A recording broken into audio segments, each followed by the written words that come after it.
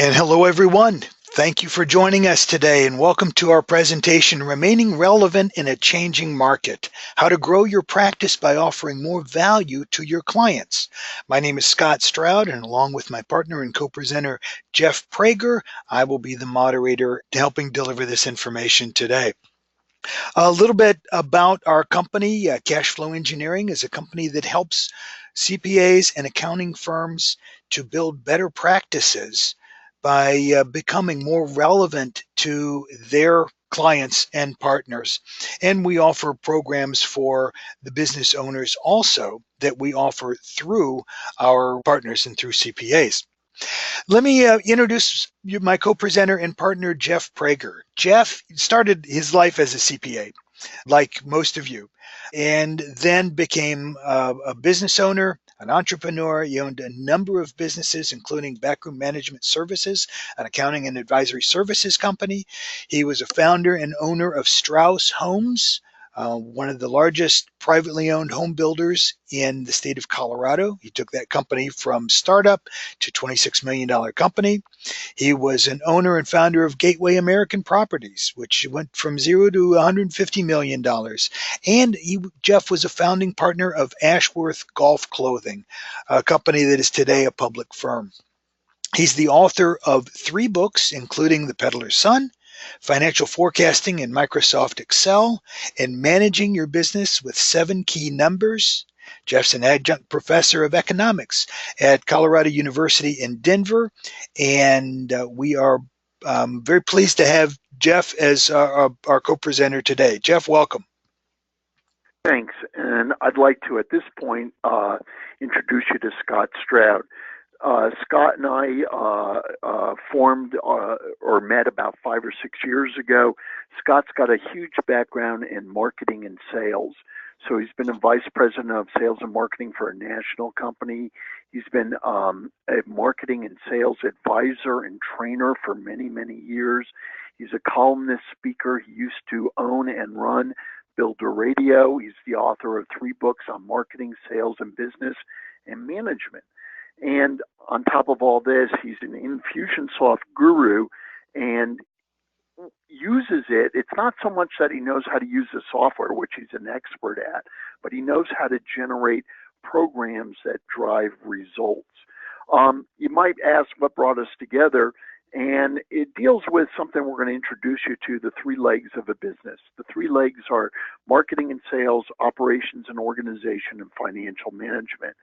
And in order to run a business, you have to look at all 3 to make it run efficiently and effectively. And Scott shares a similar belief that if you marry all 3 things, your clients will increase their cash flow, will increase their profits, and probably make more money than they've ever made before. And as we talked over the years, we found out we had a huge synergy in marrying these concepts together. Now, one of the things I learned in running my own businesses is that running a business is a learned skill, and it's not what we learned in college at all. And our goal is to equip you with simple tools and systems to help you help your clients maximize their cash flow and their profits. And by the way, it does a phenomenal job for your practices. We do it to this day in our sister corporation called Backroom Management Services. But our objective is to simplify the business of running a business and optimize cash flow. And notice I'm saying cash flow, not profit. And I think that's going to be a big distinction that we're going to talk about as we go along. Scott? So we'll get started today, and we're going to talk about the theme of relevance and what it means to be relevant. And they say that necessity is the mother of invention. Well, if that's the case, then disruption and change is its grandmother or grandfather, because disruption creates new necessities and changes the playing field all the time.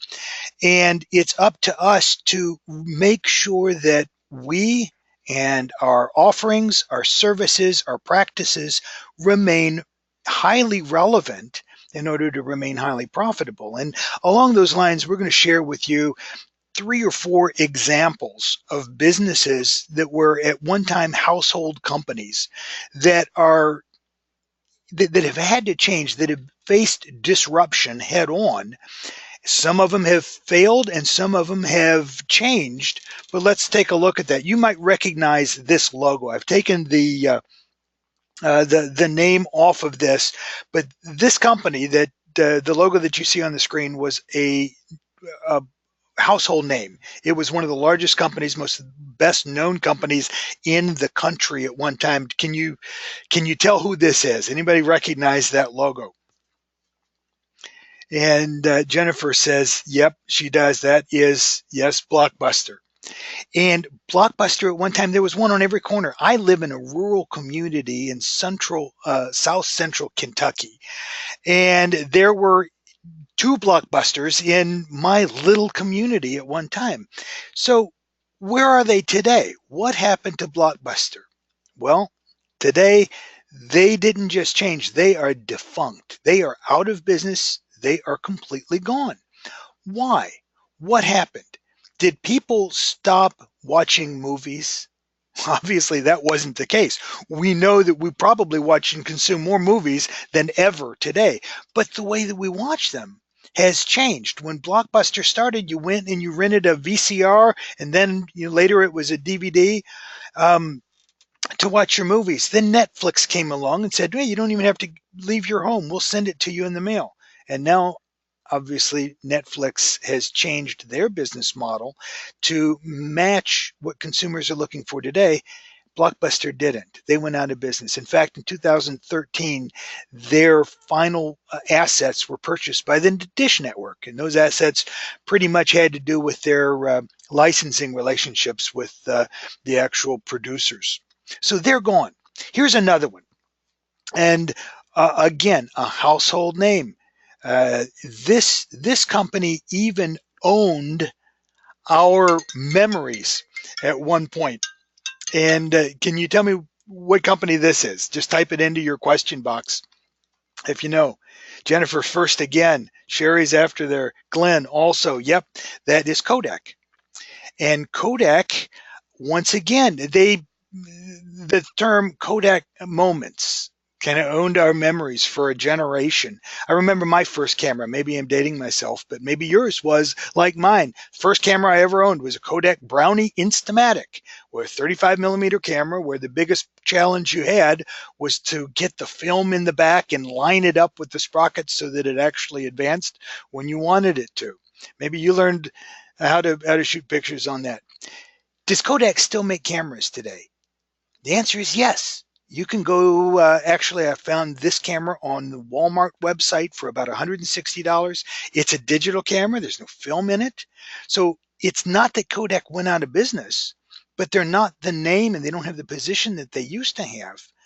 Instead, Kodak found another way to remain relevant.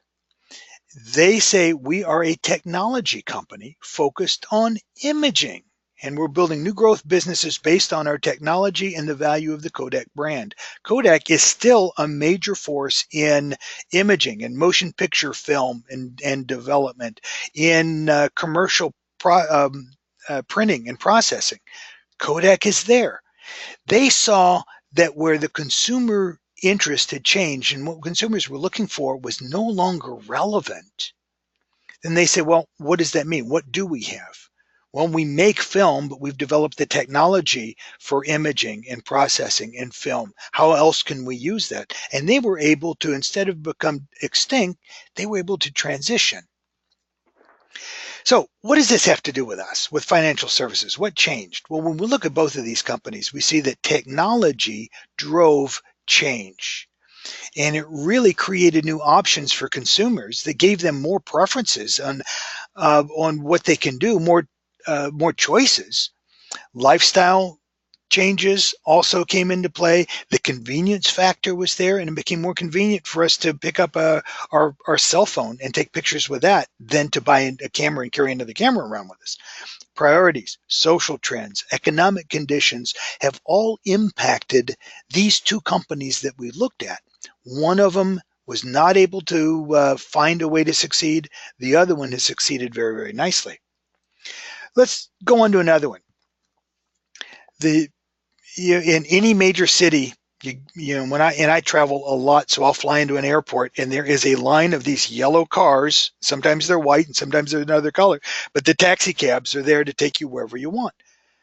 But once again, this industry is under attack or challenge rather by Uber, by Lyft, by ride sharing, and that has changed the entire complexion of how we use what we'll call temporary transportation of ride sharing or car sharing. And the taxi industry is struggling to compete with that. Along those lines, another automobile industry that is looking at markets, disruptions, and change, and how to remain relevant is this company. Can anybody recognize that logo? An automobile company. Thank you, Steve. Thank you, Glenn. Thank you, Sharon. Yes, this is Jaguar.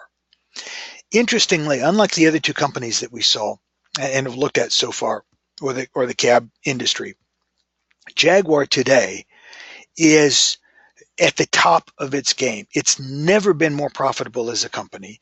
It has never been more relevant to its current market. Jaguars they're making good, reliable cars. They're making cars that people want. They're owning the sport luxury industry.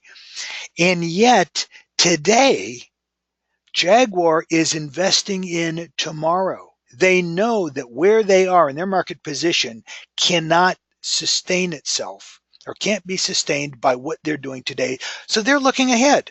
This in September, barely a year ago, this article came out in Fortune magazine, what Jaguar Land Rover is doing to stay relevant. And what they're doing today basically is investing tens of millions of dollars in where they see the future of personal transportation going. And it isn't people owning their own cars, particularly in urban areas. The ride share, the auto share concept, they expect to take over. So they're investing in companies like Uber, autonomous driving.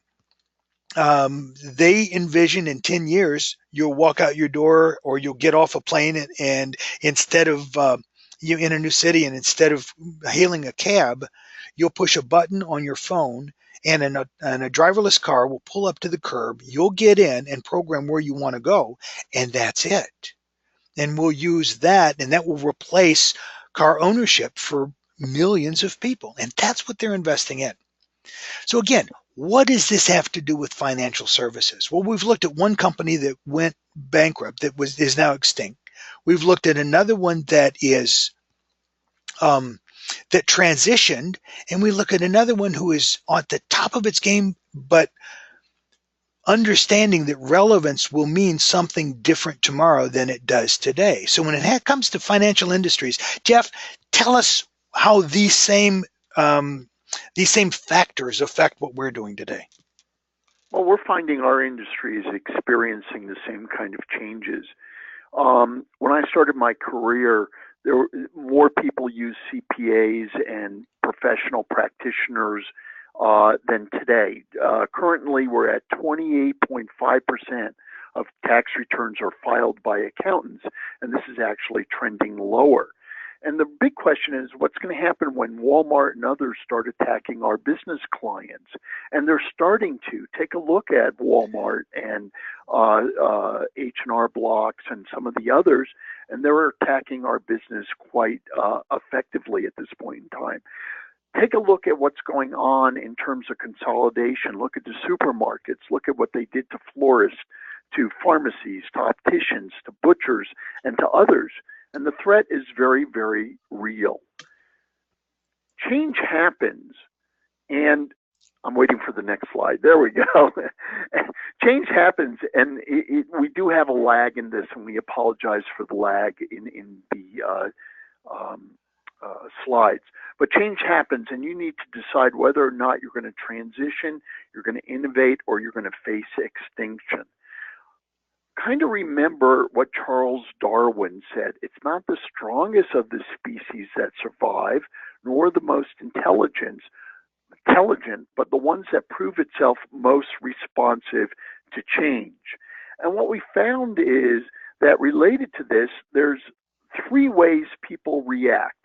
Those who make things happen, the Ubers, those who let things happen, the Kodaks, and those who wonder what happened, the Blockbusters. Where are you going to fall as we move forward?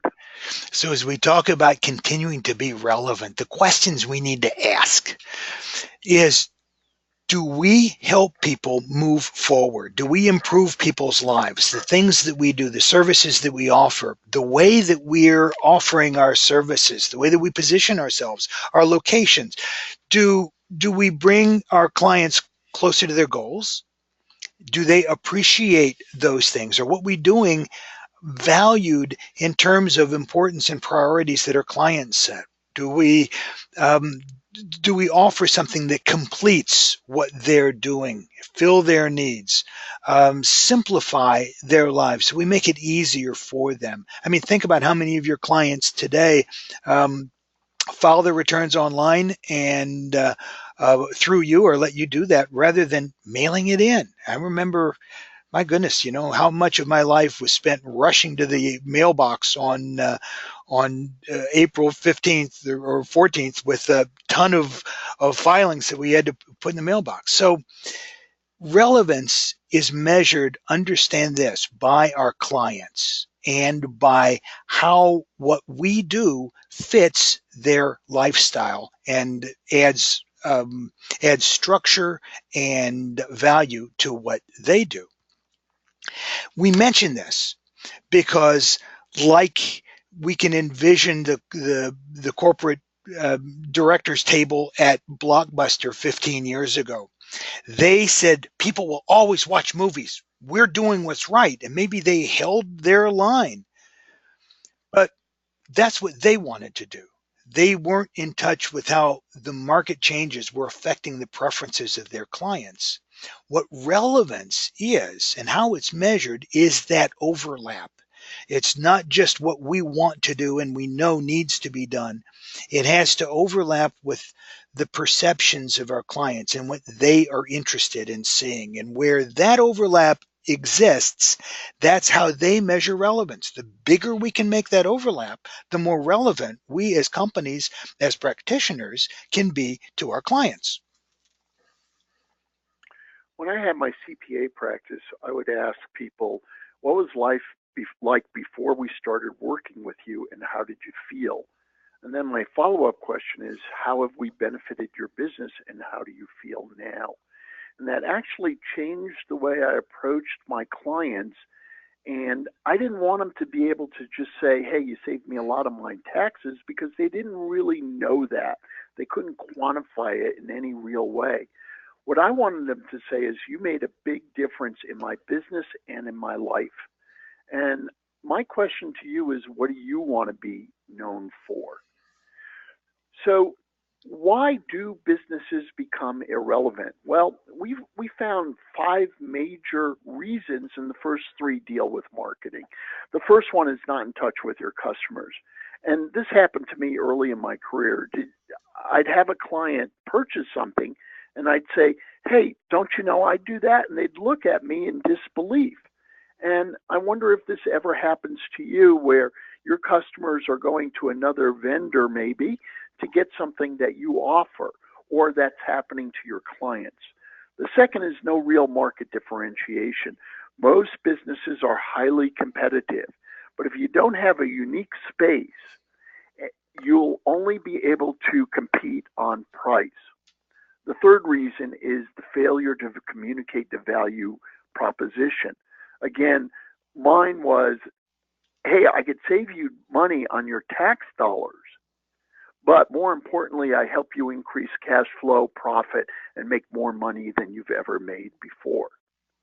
The fourth reason, and this is where we can help them in a real way, is there's usually, as they grow, a leadership breakdown at the top. And it could be poor planning, poor capitalization, poor skills and financial education, or a lack of organizational alignment. Now, these terms are very simple for us to implement in most companies, but most leaders, most people, entrepreneurs, as they get bigger, do not understand the skill set in any meaningful way. The fifth way is there's no defined profitability model. In other words, they don't have predictable income streams, positive cash flow, they don't have profitability. And a part of that is not monitoring your relevant numbers. And we have 7, which we're going to introduce to you in this lecture, that we could help you use today. Bottom line, the top 5 reasons for failure in new and mature organizations is a lack of relevancy. We found that business owners are in one of 4 stages. Now, they could be in more than one stage at the same time. The first stage is they need help driving cash flow and revenue. They need to make money or start positive cash flow like right now. The second is they need help growing their business to the next level, and they need the tools to grow their business to the next level.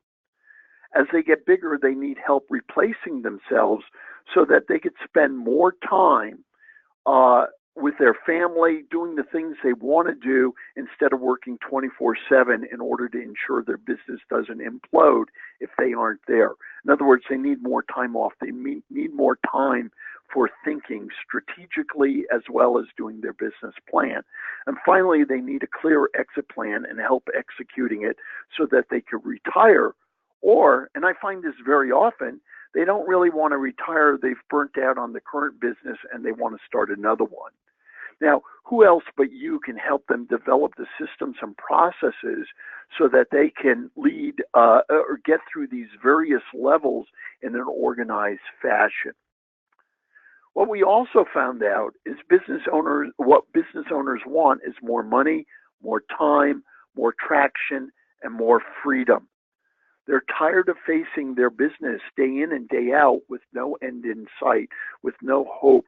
And that's one of the things that led them into business was the hope for a better life. And they're being pulled at all ends, internally and externally, and not living the dream.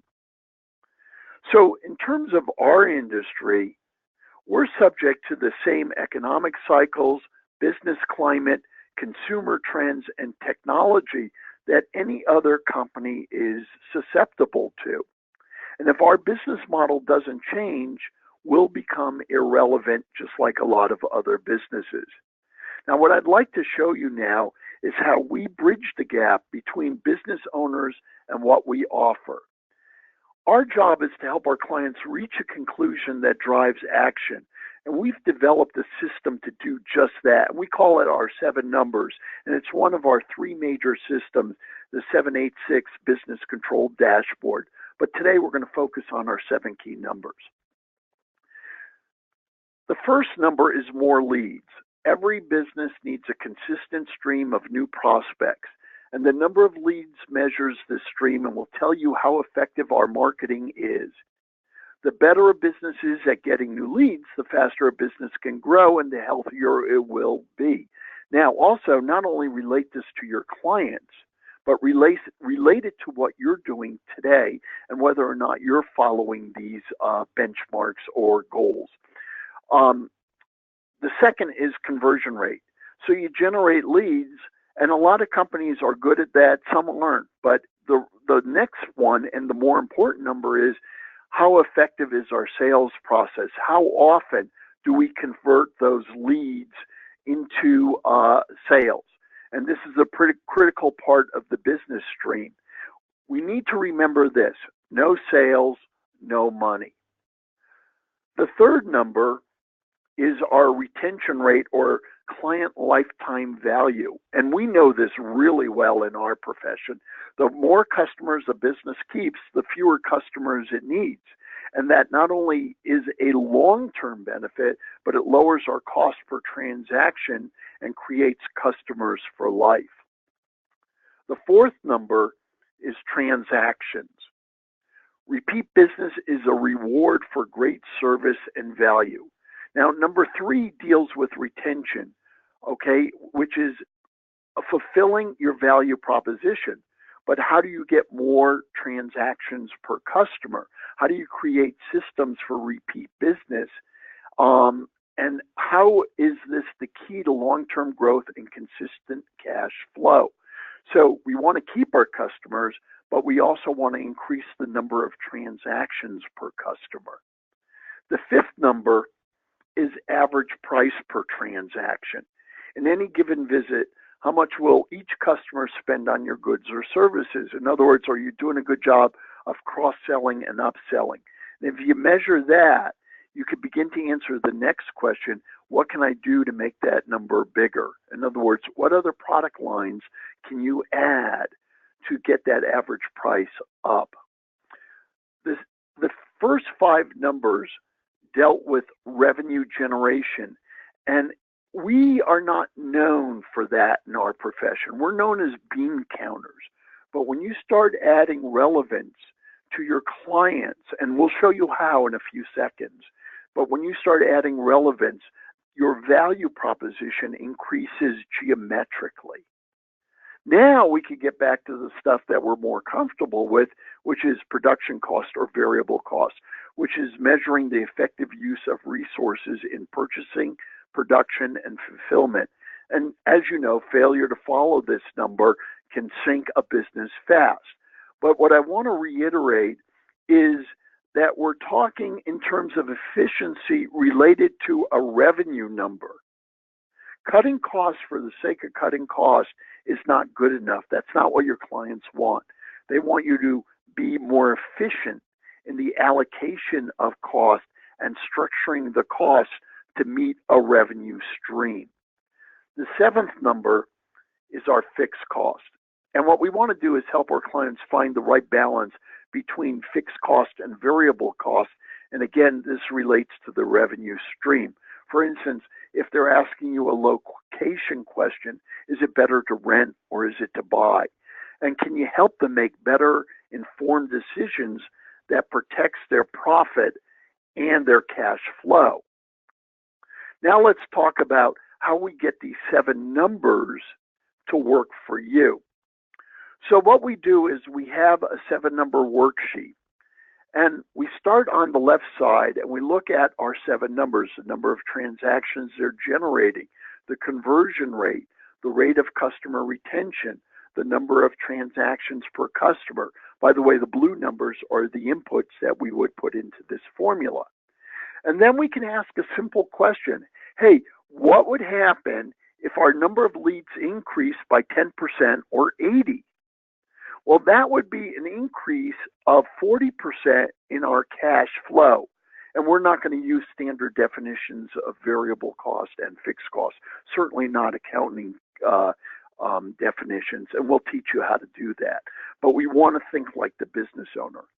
And you may go, wow, a 10% increase in leads will generate a 40% increase in my bottom line. Now, as a business owner, I'd be very, very motivated to listen to what you have to say, because you've now translated a concept into a return, a number they can see. Now, our next question is, well, what if we decide that you can't do it without adding cost? Well, if we add $5,000 of cost, we still generate an additional 23% return on our investment. So we need to show our clients the right numbers and help them set the right goals. And this adds relevance. And as you can see, each number has a cascade effect on another number. So when a prospective client asks you, why would we choose you to help us with our business? Are you going to say to them, hey, we can help you save more taxes than your current CPA? Or will you say you could help them make more money than they've ever made before?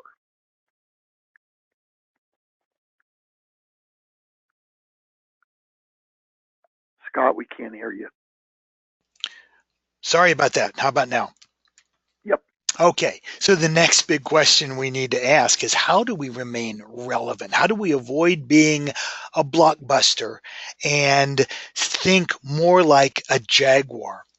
Well, number one is to continually ask why. When we look at our market, understand why people choose to do business with us. What are the factors that they're looking for?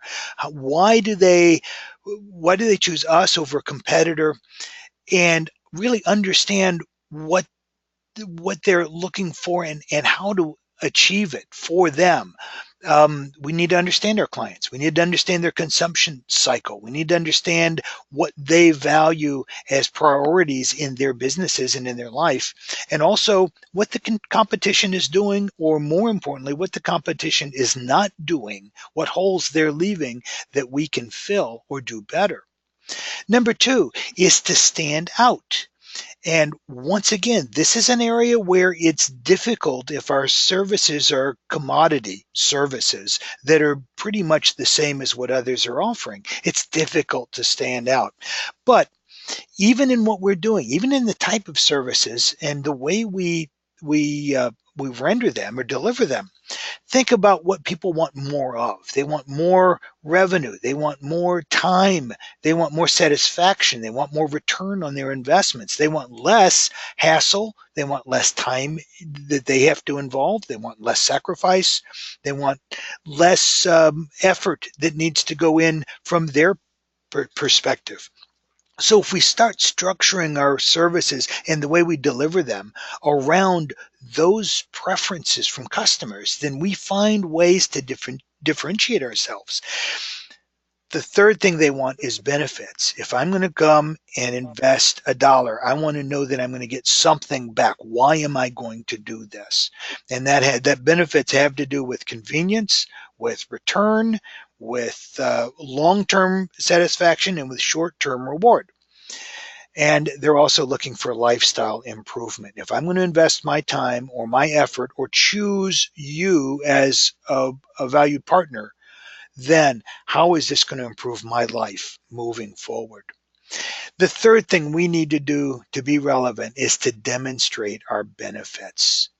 Demonstrate what we do in alignment with those things that we just talked about, our customers' values, their preferences, their priorities, and their lifestyle, and then show them something different. Do something that disrupts their the way things are perceived by them so that we get their attention. What we're hearing from others that we're talking to, CPAs, accounting firms, is that many are telling us that, hey, we have tried that. We have tried offering advisory services, but we just can't get our clients to buy from us. We can't get them to engage with us on the services that we want to offer. Invariably, when we find that people are having trouble getting traction with it more advisory services and upscale services, we find that they're not really demonstrating their benefits. They're not showing the customer what's in it for them and what they can do with them and leading with the benefit. And really, they need to be disrupted from their attention. We need to, as I'm in Kentucky, my father used to say, we need to hit them upside the head with a 2x4 just to get their attention.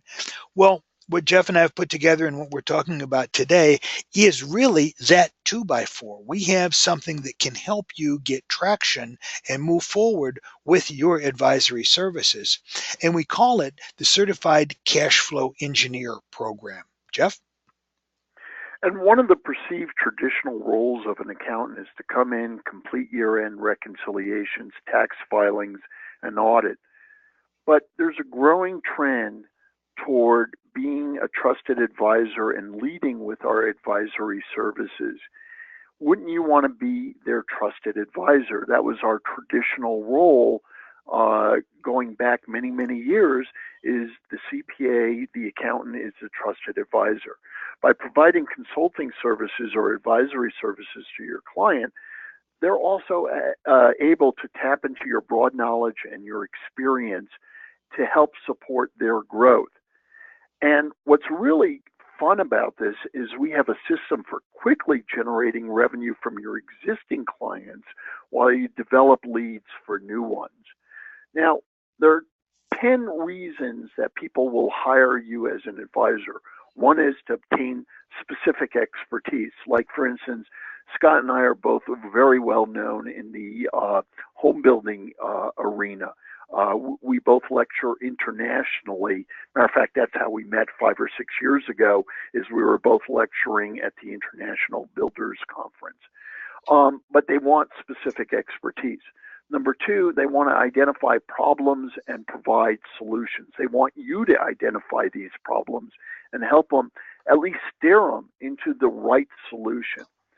They need you to supplement their internal staff. For instance, strategic planning, business planning, financial planning, and I'm talking about doing projections and stuff of that nature.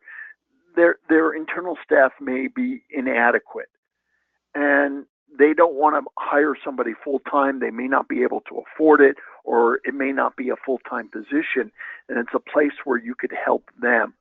They want you to act as a catalyst for change. They want you to analyze, diagnose, or discover issues. I know I work with a lot of companies where I meet with their management team once a month so that we make sure that they're all on track to meet the corporate goals. They need an objective onlooker to validate ideas. I know when I'm working with clients and we're doing buyouts or selling the company, and they really need an independent third party to objectively look at the offers and how the deal is changing to make sure they don't get caught in a bad situation. They need them to teach. I know I run a course once a month for business owners, and this is part of what you'd get as a cash flow engineer, where I teach them the basics of the fundamentals and basics of running a business, and we do it according to our 7 numbers and our 8 Ps, which is something you'd learn more about later. They need assistance with business launches. They need help with methods and systems that enhance efficiency and organization. But one of the most important things is they need a shortcut to know-how, knowledge, and information. And we are uniquely qualified to help them with all of these, particularly if you use our templated consulting. Now, what's the key to long-term ongoing engagements? Well, I don't want to read Forbes to you, but the first paragraph deals with if you could help them develop goals, strategies, and action plans, you're providing them a great service that will keep them coming back. And as the engagement progresses, as you work with these customers over and over, and you're aware of the change in trends going on in the economy, in the regulations, whatever it may be, technology, you're going to provide long-term and short-term solutions and make them aware of opportunities and threats that enhance your value and give you ongoing engagements. Now, these very actions which we've been sharing with you today have allowed my consulting practice, Backroom Management Services, to transform from compliance work to advisory work. Matter of fact, we do very little compliance work anymore. And it's also opened up opportunities that we would never have otherwise had. And we've codified this and documented our best practices through our experience of working with hundreds of companies to produce a program exclusively for financial professionals interested in moving the needle for their clients. And we want you to benefit from this program as well. And that's why we formed Cash Flow Engineering.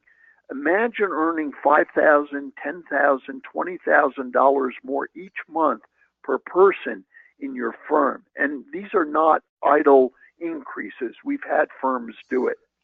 This unique program offers you all the tools, strategies, guidance, and support you need to drive consistent, long-term, high-value engagements.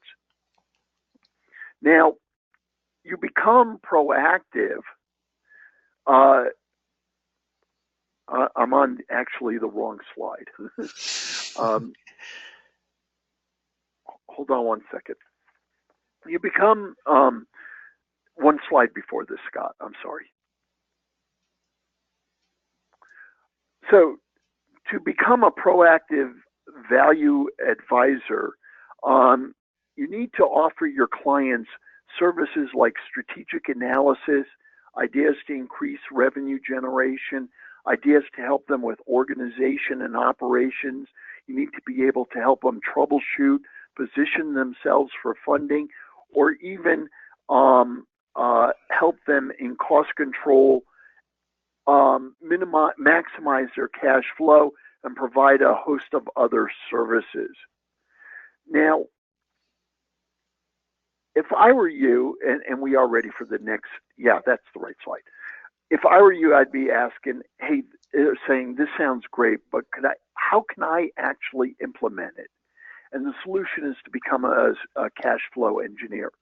Take advantage of our experience. This is a complete templated turnkey program that allows you to accelerate your learning curve in becoming an exceptional advisor to any business, large or small. And I mean that. I do this on small companies, and I do the same program on very, very large companies. If you can imagine for a second, go back in time and imagine doing your work without Excel or a calculator or without software. It'd be hard to do. So we're going to provide you the tools, templates, support, and training that are going to help you have a positive impact on your client's business. We're going to also give you ongoing support, easy to use spreadsheets, report templates, and templates for creating strategic action and implementation plans. Here's what I learned over the course of my career. Don't reinvent the wheel. We've designed this for you. We want you to feel comfortable, confident, and competent in performing these high-end engagements. Now, we start with a business checkup. This is the first tool we'll teach you, and it's an instant money maker. It's non-threatening and an affordable way for you to open the door for more engagements. And the best part of it is, honestly, it requires no selling. We call it our no sales method. And we'll show you how our method will practically get the clients to beg you to perform these services. And it's so much fun to do, and it's so rewarding and eye-opening for your clients. Again, the cash flow engineering program comes with detailed manuals, with clear instructions, and fill-in-the-blank worksheets. There are over 60 hours of video training, which you don't have to take all at once. You take them at your leisure, at your convenience, and you don't have to come to our offices to learn this system. We've made it pretty much an online system. There are also examples and case studies for every program we offer, and we support you with weekly office hours where you can ask questions or pose scenarios to get help from us personally, our faculty, and other cash flow engineers. And the best part is, once you learn these tools, you're going to use them over and over again. You're going to become more efficient, you're going to become more effective, and you've learned them for life. So there are 5 steps to becoming a cash flow engineer, and you've already completed 2 of them by attending this webinar. We know that this is an overview today, and there's probably a lot of questions that you'd like to discuss with us to determine if this program is a good fit for you. By the way, your investment in this program is honest. In fact, depending on what you charge, 1 or 2 business checkups is all you need to pay for the whole program. And we're going to show you how to market these new services. We've actually had quite a few instances where people started selling the program before they actually finished the training and made their whole program cost back within 2 or 3 weeks of starting this. So what we want to do is we'd like to invite you to come to a 15-minute conference with us. Just schedule a 15-minute call where we could go and explain a little bit more of the program, make sure you fit with us, make sure we fit with you, and then move you on to a more rigorous call where we go through the program in a great deal of detail. So if you truly love helping business owners help themselves and help them make more money while you make more money, take action now to learn more. Give your clients what they truly need. Set up an appointment with us now at cashflowengineering.com / CFE call, or email us at info@cashflowengineering.com, or actually call us at 303-221-0823.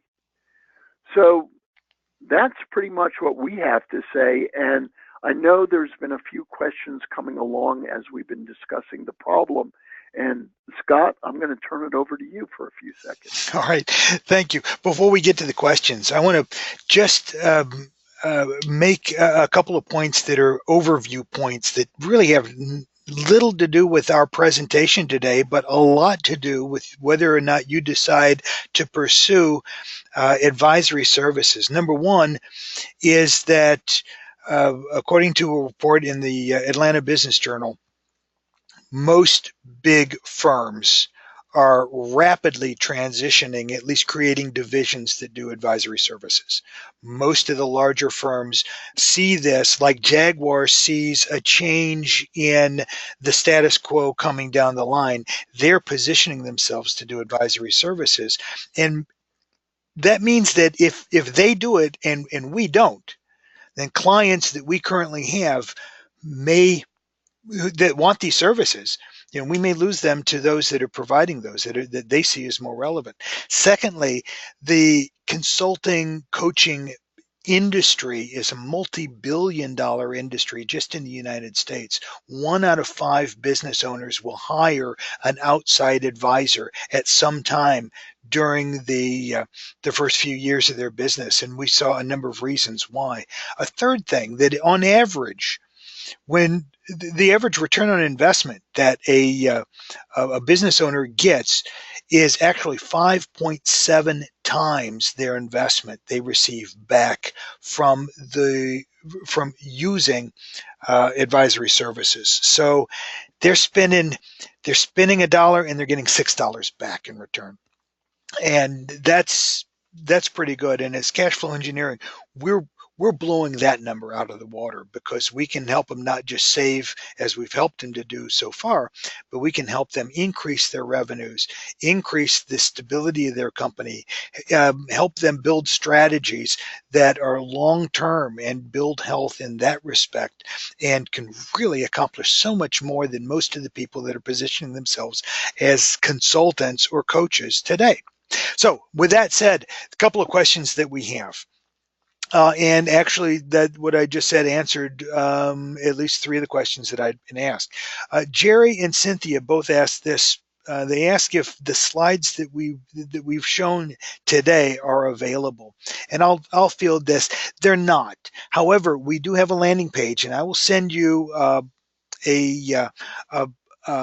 access if you're on the call today to a page that has most of this information laid out for you on a web page that we have at cashflowengineering.com.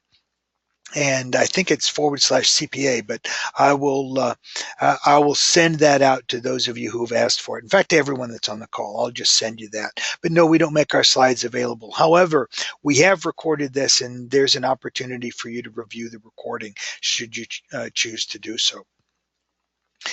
Next question is, how much time is involved if we're not currently offering advisory services? And Joan asks this, and I think Lee asked this too. What does it take, Jeff, in terms of time to get started with a program? How much time does it take, and what's the investment to get going? Well, the investment we'll talk about in the 15-minute call. But in terms of investment of time, it's modest. The first training for the business tune-up, I believe, is 4 or 5 hours of videos, and you'll get a full, I think it's about 100 it's over a 100-page manual, and you'll get some spreadsheets and worksheets. But we've had, like I said, people uh, instantly turn this into a revenue generation thing. So the time invested, is going to be, for the first product that we're going to teach you, is going to be 4 or 5 hours um, a recording time. But it's up to you to really get familiar with the product and do a few. And what we recommend, like on the business checkup, is that you do your own firm first, do it internally, then get somebody that you really like and do it, and then start as you build up your confidence. Like anything else, it takes about 2 or 3 times to become an expert at it, but it only takes 2 or 3 times. The first time it's going to take you a lot more time than you're going to generate in revenue. Second time you should break even, and the third on it should be a huge moneymaker. Huge. I don't know how else to explain that. And I know huge you is a vague phrase, but there it really is a an incredible return that we get on the investment. In fact, we've had people that have watched the video, gone out and sold their first advisory service, what we call that business checkup, and have gone out and said, "Hey, I want to do a business checkup for you." And the average on for a small company may start at about around $3,000 to do that. And so they've watched the video, they've gone out and they've sold 2 or 3 of these, and then they've come and taken the course, spent the 5 or 6 hours to learn how to do that, and within their first 2 or 3 weeks, they're well into the black. They've paid for the entire year or 2 years of engagement with the course. So it's that easy to do. What we're seeing people doing is calling people that are their current clients and saying, "Hey, we've got your returns finished, or we've done your quarterlies, or whatever it is, and I think you'll be happy where we are in terms of taxes and the savings we've been able to find you. But you know, looking at this, there's some other opportunities that I think we're missing that you might want to take advantage of. When can you come in and talk?" And just to say something that innocuous and that simple, but that powerful, people are going, "Oh, really? We've missed some stuff. Well, what? Well, I think there's some opportunity for improvement in your revenue." Well, hey, when can I come in? I can come in now. you know, it's that easy. So this And, is and like yeah, it gets back to our no sales method. We're going to give you a spreadsheet that takes you about 5 minutes to do, and that's even without training. yeah. And once you get the spreadsheet in front of you, you'll have all the confidence in the world to call that client and say, "Hey, I found some places where we can make you more money. Are you interested in a 15-minute, 20-minute meeting?" Yeah. Bottom line is that And this is what your business owners, those clients that you have that own businesses, are in dire need of this kind of services. And you, as a financial professional, are better suited than anybody else that they might hire in order to help them with that. You don't need to know marketing. You don't need to know sales. You don't need to know these other things that we talked about in terms of the numbers. All you need to do is to reveal what their numbers tell them is a critical need within their company. And then we've got the templates and the backing to help you to find the solutions to do this. It really, you don't have to work outside your comfort zone. You just need to step out of it a little bit in order to be able to advise your clients in a real way and to help them uncover leaks in their business that are costing them money and help them implement fixes that make them a lot more money and make them help them build healthier businesses. Those and really by the way, we're standing behind you. We're here to help you if you run into any obstacles or challenges. So don't forget that either. I don't know if our excitement comes through, but we are so thrilled with this program and how others are embracing it and what we're able to do to help more businesses to be more successful today. You look at the business environment and even in our country, the political environment isn't really conducive to small businesses, even today. And so they're not getting a lot of help from other places. And this is a system that really Im- immediately helps businesses improve their bottom line and helps business owners find greater satisfaction in their business and in the rewards of ownership. And we're talking to you also as a business owner. This can help you do the very same thing and escalate your practice to wherever you want it to take it. That's pretty much Hey, the questions. yeah, Go ahead. Scott, we're running out of time. It's almost the top of the hour.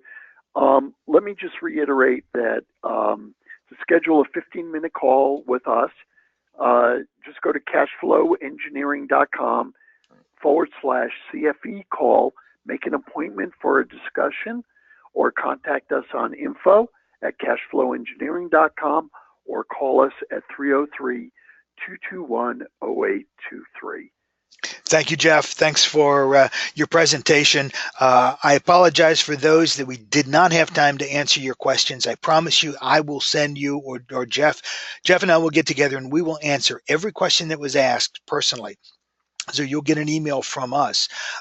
We look forward to working with you. We hope that you'll seriously consider the offer that we're making, at least enough to spend 15 more minutes and you call to find out what this is really all about. We look forward to talking to you then. Thank you all. Jeff, thank you, and we'll talk soon. Thanks, Scott.